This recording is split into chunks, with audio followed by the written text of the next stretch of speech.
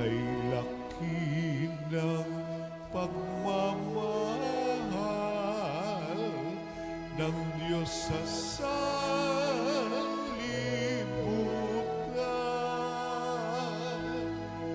Kaya anak niya'y binigay.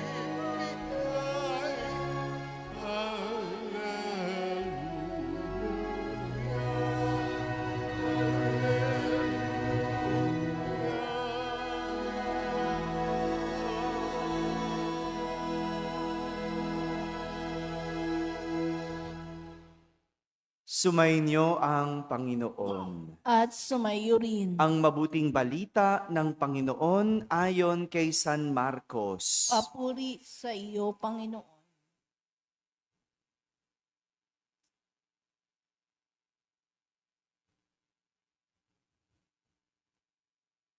Noong araw na iyon, habang nagtatakip silim na, sinabi ni Jesus sa kanyang mga alagad, "Tumawid tayo sa ibayo." Kaya't iniwan nila ang mga tao at sumakay sa bangkang kinalululunan ni Jesus upang itawid siya. May kasabay pa silang ibang mga bangka. Dumating ang malakas na unos. Hinampas ng malaking alon ang bangka. Ano pat, halos mapuno ito ng tubig.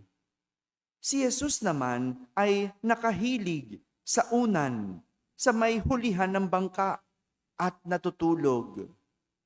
Ginising siya ng mga alagad. "Guro," anila, "di ba ninyo alintana? Lulubog na tayo." Bumangon si Jesus at iniutos sa hangin, "Tigil." At sinabi sa dagat, "Tumahimik ka." Tumigil ang hangin at tumahimik ang dagat. Pagkatapos, sinabi niya sa mga alagad, "Bakit kayo natatakot? Wala pa ba kayong pananalig?" Sinidlan sila ng matinding takot at panggilalas at nagsabi sa isa't isa, "Sino nga kaya ito?" At sinusunod maging ng hangin at ng dagat. Mga kapatid, ang mabuting balita ng Panginoon. Pinupuri ka namin, Panginoong Hesukristo. Umupo ang lahat at makinig sa homilya. Magandang umaga po sa inyong lahat. Magandang umaga sa mga nasa barangay, sa mga nasa tahanan na nagsisimba via online at sa lahat ng nasa abroad. Kasama kayo sa aming banal na pagdiriwang dito sa ating parokya. Dalawang kwento ng kabiguang makilala ang Diyos. Ang tema ng ating mga pagbasa sa araw na ito. Matapos tayo sa mga talinhaga na ibinahagi ni Jesus, ngayon naman dalawang kwento ng kabiguan na makilala ang Diyos ang ating narinig sa mga pagbasa. Ito ang nangyari kay Haring David sa ating unang pagbasa. Nabigo siyang makita, nabigo siyang makilala ang Diyos.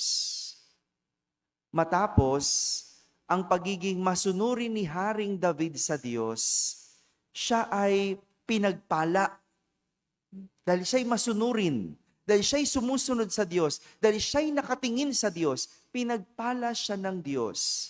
Sa lahat ng kanyang laban at gera na hinarap, lahat ito kanyang napanalo. Bakit? Kasi laging nakatingin sa Diyos. Laging sumusunod sa Diyos. Laging nakatuon sa Diyos. Kaya nga, lahat ng laban na hinarap, na ipanalo. Pero sa isang iglap, nang dahil sa tukso, siya ay nagkasala sa Diyos. Siya ay nagkasala.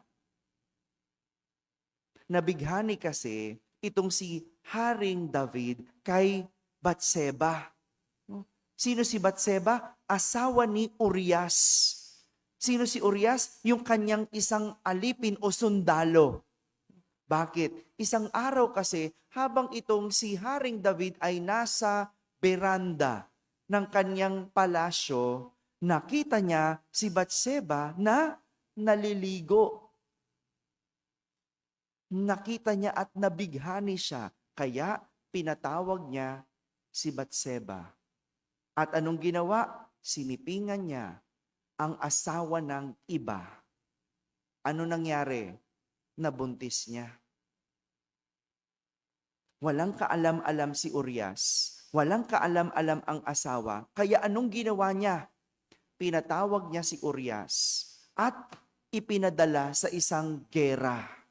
Siniguro niya na si Urias ay mamamatay. Ba't niya ginawa yon? Para pagtakpan yung kanyang kasalanan. Dahil ngayon, si Batseba ay ano na? Hindi, byuda. Diba? Namatay na yung asawa niya. So technically, kung mabuntis man si Batseba, pwede na ba? Ay, pwede na. Diba? Pwede na kasi wala nang asawa. Pero ang totoo, binaliktad lang niya. Ginulo niya ang kwento. Sinira niya ang proseso. Hindi pa pwede mabuntis yan, lalo na kung hindi mo asawa. Pero ang ginawa niya, pinapatay si Urias. Yan ang nangyari. Kapag ang tao nakakalimot tumingin, nakakalimot ituon ang isip at puso sa Diyos at tumingin sa tukso, nagkakasala. Dahil itinuon ni Haring David ang kanyang mata sa pagkabighani, sa ganda at sa tukso, nabigo siyang makita ang Diyos. Kaya siya nahulog sa pagkakasala. Mabuti na lang, merong propeta na nagngangalang Natan na muling nagbukas ng mata ni Haring David para makita ang kanyang nagawang pagkakamali. Si propeta Natan, minulat ang mata ni Haring David sa kanyang pagkakamali. Di ba ganun? Pag ikaw ay gumagawa ng mali, parang bulag ka sa lahat. Di ba? Hello. Hindi mo makita yung nanay mo na nagpapayo sa'yo. Hindi mo makita yung teacher mo na nagtuturo sa'yo. Bulag ka. At kadalasan nga, kapag tinatama ka, ano nakikita mo? Ang sungit-sungit niyan. Sa halip ng makita mo, tinuturuan ka. Pinahihirapan ako niyan. Sa halip na makita mo, dinidisiplina ka. Salbahi yan. Sa halip na ang makita mo, tinuturo ang tama at mabuti sa'yo. Mabuti nga, minumulat ang mata mo. Pero ang tao madalas sa iba nakatingin. Di ba? Kayo mga bata, kapag tinatama kayo, huwag mong tignan na mahigpit ang magulang. Hindi. Para maging magandang buhay nyo. Para maging mabuti at tumuwid ang landas ninyo. Kaya huwag niyong titignan na kontrabida yung nanay nyo. Ganon din naman kahit sa trabaho, di ba? Pakiramdam mo, kontrabidang boss mo, pag tinatama ka, ano nakikita mo? Ang sungit niyan. Walang yayan. Pero hindi mo nakita, may mali kang nagawa. Hindi mo tinignan yung hindi magandang ginagawa mo. Ganyan tayo Kailangan pang may magmulat ng mata. Bakit? Hindi kasi nakatingin sa tama, sa mabuti at sa Diyos. Kagaya na lang ni Haring David, inalis ang tingin sa Diyos at tumingin sa tukso. Ito rin yung nangyari sa mga alagad ni Jesus sa ating ebanghelyo. Habang sila ay sakay ng bangka, sila ay hinampas ng malalaking alon at pinasok ng tubig ang kanilang bangka. Anong nangyari? Sila ay natakot. Bakit? Dahil sila'y nakatingin sa alon. Sila'y nakatingin sa hangin. Sila'y natakot. Nangamba sila. Kaya nga sabi nila, lulubog na tayo. Hindi ka pa naman lulubog. Natakot ka na agad. No? Pinasok pa lang ng tubig, hindi pa lulubog. Ang nakalimutan nila, kasama nila si Jesus sa bangka.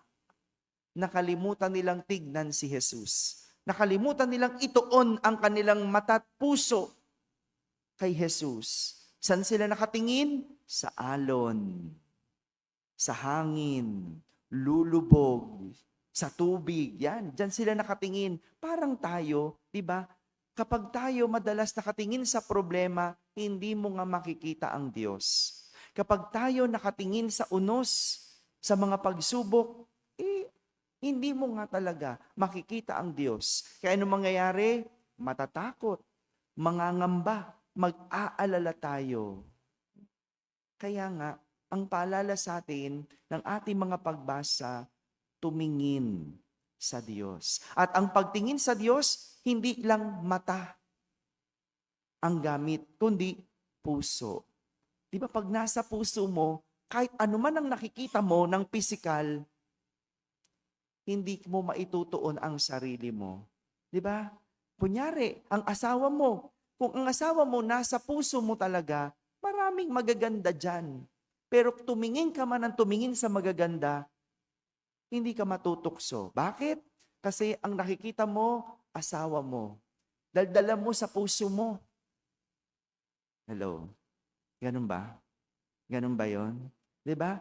Kung nasa puso mo ang pag-aaral mo, kahit na merong cellphone, kahit na merong mga kaibigan ka na nagbubuyo sa'yo, no, inaalis ang tingin mo sa pag-aaral, hindi ka matutukso. Ay hindi, kailangan papasok ako. Hindi, mag-aaral ako kasi dala mo sa puso mo. Ito yung paalala sa atin, no? Laging tumingin sa Diyos. Hindi gamit ang mata, kundi gamit ang puso. Dahil kapag bitbit ang puso o bitbit sa puso ang Diyos, kahit anumang makita, hindi tayo matutukso. Amen? Amen.